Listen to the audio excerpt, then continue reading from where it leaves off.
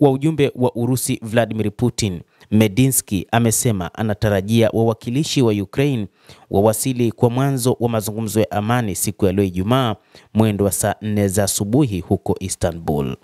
Katika ujumbe wa video aliotoa kupitia mtandao wa kijamii wa Telegram, Medinsky amesema wako tayari kufanya kazi na kwamba hapo Alhamisi walikuwa na mazungumzo mazuri na waziri wa mambo ya nje wa Uturuki Hakan Fidan.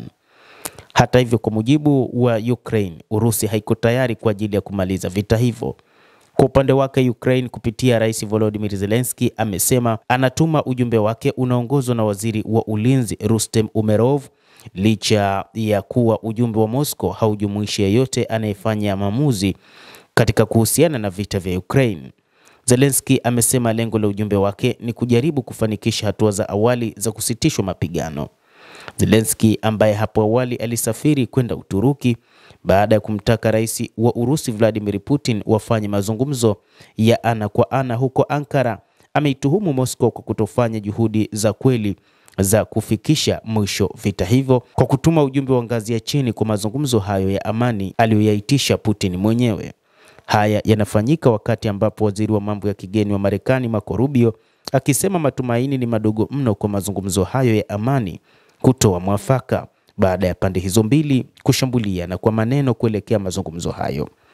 Kuelekea kufanyika kwa mazungumzo hayo, msemaji wa Wizara ya Mambo ya Nje ya Urusi Maria Zakharova amemuita Zelensky kikaragosi, huku waziri wa mambo ya kigeni wa Urusi Sergei Lavrov akimtaja rais huyo wa Ukraine kama mtu mbaya kwa kumshurutisha Putin kuhudhuria mazungumzo hayo binafsi.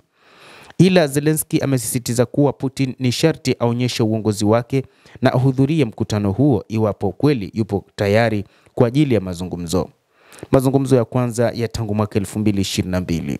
Haijabainika ni mazungumzo ya aina gani yanayofanyika kwa sasa, ukizingatia Putin na Zelensky wote hawatakuwepo, ila maafisa wa Uturuki wamesema upo uwezekano wa mazungumzo ya mataifa matatu, Ukraine, Urusi na Uturuki, kufanyika siku ya leo ya Ijumaa. Rais wa Marekani Donald Trump kama waziri wake wa mambo ya kigeni Rubio ameonekana kutilia shaka upatikanaji wa suluhu katika vita hivyo vilivyodumu kwa miaka mitatu sasa, akikiri kuwa huenda mwafaka usipatikane hadi pale atapokutana na rais wa Urusi Bwana Putin.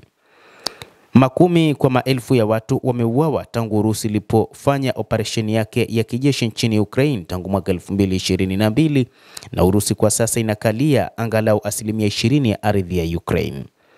Hakujawa na mazungumzo ya ana kwa ana ya amani kati ya pande hizo mbili tangu mkutano uliofanyika katika wiki za mwanzo za vita. Hivyo, kutokea kwa wakati huo, nchi hizo mbili zimeonekana kuzidi kutofautiana kimsimamo.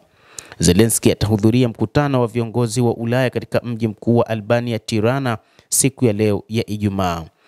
Basi mtazamaji, tutaendelea kukujuza ni kipi ambacho kitazungumzwa kati ya wawakilishi wa Urusi na wale kutoka nchini Ukraine ambao mkutano wao utafanyika siku ya leo ya Ijumaa. Endelea kuwa nasi na usisahau kulike, usisahau kucomment, kadhalika na kusubscribe channel yetu hii. Mimi ni Adam Hussein.